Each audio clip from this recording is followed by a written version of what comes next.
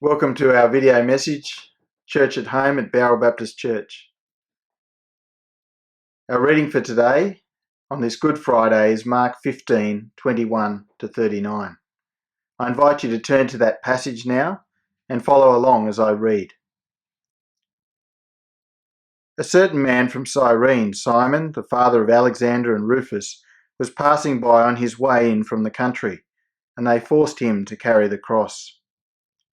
They brought Jesus to the place called Golgotha, which means the place of the skull. Then they offered him wine mixed with myrrh, but he did not take it. And they crucified him. Dividing up his clothes, they cast lots to see what each would get. It was the third hour when they crucified him. The written notice of the charge against him read, "The King of the Jews." They crucified two robbers with him, one on his right and one on his left. Those who passed by hurled insults at him, shaking their heads and saying, "So, you who are going to destroy the temple and build it in 3 days, come down from the cross and save yourself." In the same way, the chief priests and the teachers of the law mocked him among themselves. "He saved others," they said, "but he can't save himself. Let this Christ, this King of Israel, come down now from the cross, that we may see and believe." Those crucified with him also heaped insults on him. At the 6th hour, darkness came over the whole land until the 9th hour. And at the 9th hour, Jesus cried out in a loud voice, "Eloi, Eloi, lama sabachthani," which means, my God, why have you forsaken me?" When some of those standing near heard this, they said, "Listen, he's calling Elijah." One man ran, filled a sponge with wine vinegar, put it on a stick, and offered it to Jesus to drink. "Now leave him alone. Let's see if Elijah comes to take him down," he said. With a loud cry, Jesus breathed his last. The curtain of the temple was torn in two from top to bottom. And when the centurion who stood there in front of Jesus heard his cry and saw how he died, he said, "Surely this man was the Son of God." Today we're going to be thinking about this particular passage of Scripture as we reflect upon the events that happened over 2,000 years ago on Good Friday. Our first point that we see in this passage is the mocking of the Messiah from verse 21 to 32. Recently, you may have heard how nurses and other medical practitioners have actually been insulted and told to get away as people are afraid that they might contract from them COVID-19. It's amazing those who are trying to help are being shunned. Well, here we have Jesus being mocked in an incredible and astonishing fashion. Jesus, the Messiah? Impossible. That's the reaction of so many of the Jewish nation, because their thoughts of the Messiah was of the champion who crushes his enemies. And yet here's Jesus, who cannot even carry his cross. Their thoughts of the Messiah was of the Saviour leading Israel to triumph. And yet here's Jesus being led to the place of the skull. The Messiah is the heavenly ruler being offered help in a rough sedative for his suffering. The king who's lost all earthly gain, now even having his clothes made a sport of, as his crucifiers gamble to gain them. His name disgraced for all to see, not only in the scene, but in so many words. His shame is shouted by those who pass by. He made the greatest claims of heaven and now is shown to be the most helpless of captives to men. Above him is the title, the King of the Jews. And if all this wasn't enough, even those crucified with him used up their strength to join the mocking. Mark gives us, doesn't he, a full summation of mockery for the one who's shown his unique power and compassion for others right through the record of Mark's Gospel. Could there be any greater suffering? In the 8th century BC, the prophet Isaiah predicted this despising and this rejection of the Messiah. In Isaiah chapter 53, we read these words, and I invite you now to turn up with me to Isaiah chapter 53, reading from verse 1. Who has believed our message, and to whom has the arm of the Lord been revealed? He grew up before him like a tender shoot, and like a root out of dry ground. He had no beauty or majesty to attract us to him, nothing in his appearance that we should desire him. He was despised and rejected by men, a man of sorrows and familiar with suffering, like one from whom men hide their faces. He was despised, and we esteemed him not. But Isaiah also predicted the greater suffering, greater than this mocking, the greater suffering of his sacrifice, the sacrifice of the Messiah, God's Son, God's servant, God's ruler. It's there in Isaiah 53, reading from verse 4. Surely he took up our infirmities and carried our sorrows. Yet we considered him stricken by God, smitten by him and afflicted. But he was pierced for our transgressions. He was crushed for our iniquities. The punishment that brought us peace was upon him, and by his wounds we are healed. We all like sheep have gone astray.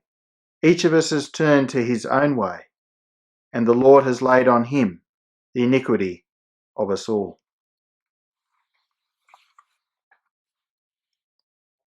Mark tells us of the great mocking and then the greater suffering, from verse 32 to 37.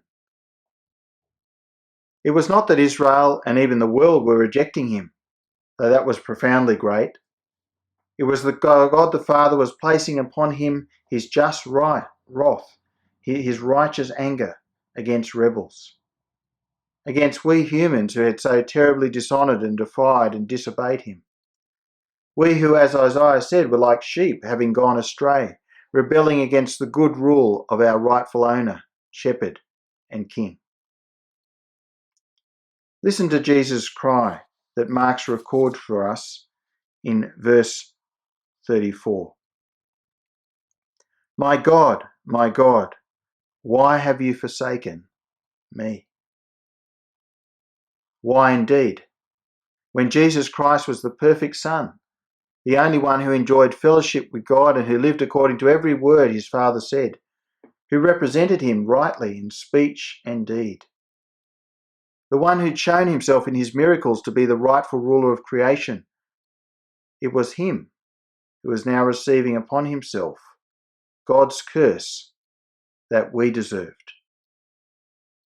Recall again Isaiah 53, verse 5 and 6.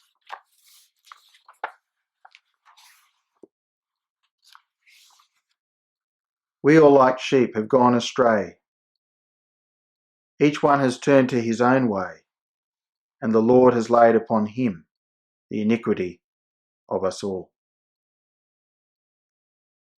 The great mocking of the Messiah, the greater suffering,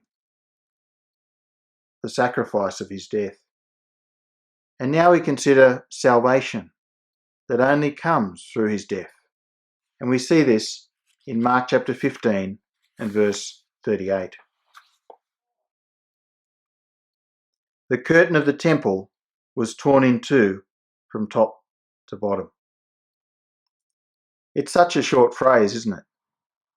However, it tells us so much about what Jesus Christ was actually accomplishing in his death. The curtain of the temple was torn in two from top to bottom.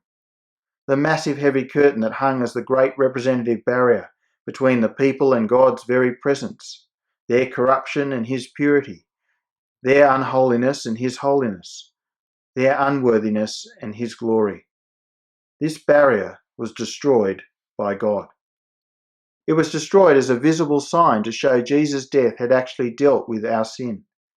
It was a sign to show that his death was exactly what God wanted to satisfy his judgment against us.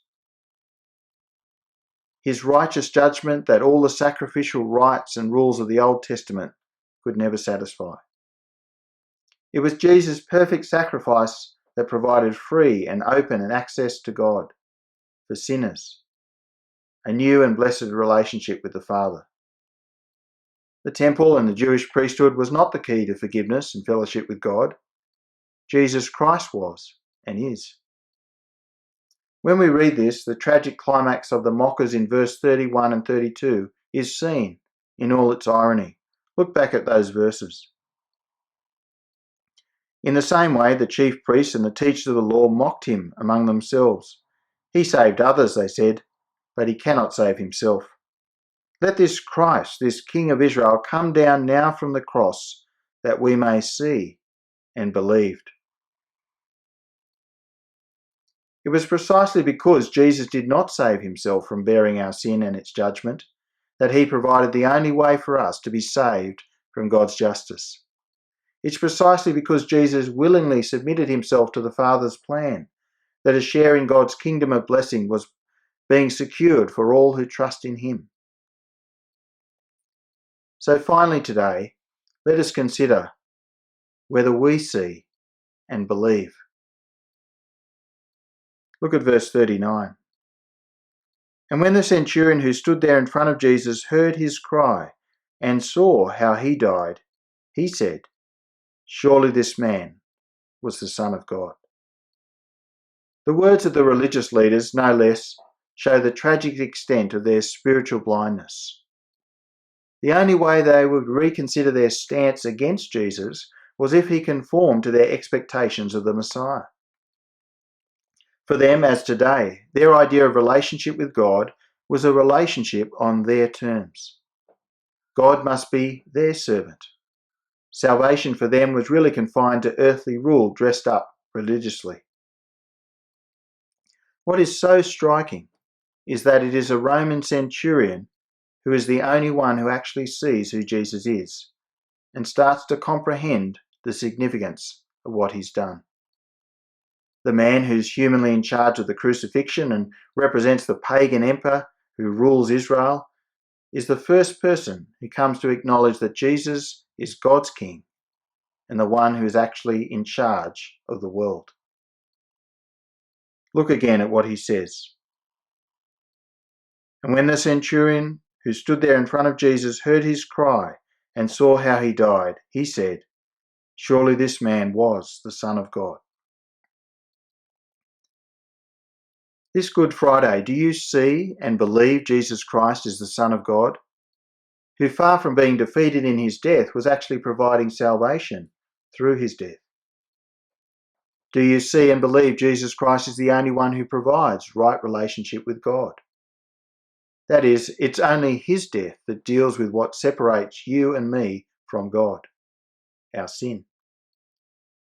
Do you see and believe that Jesus Christ is the only one who has satisfied God's just judgment against your sin?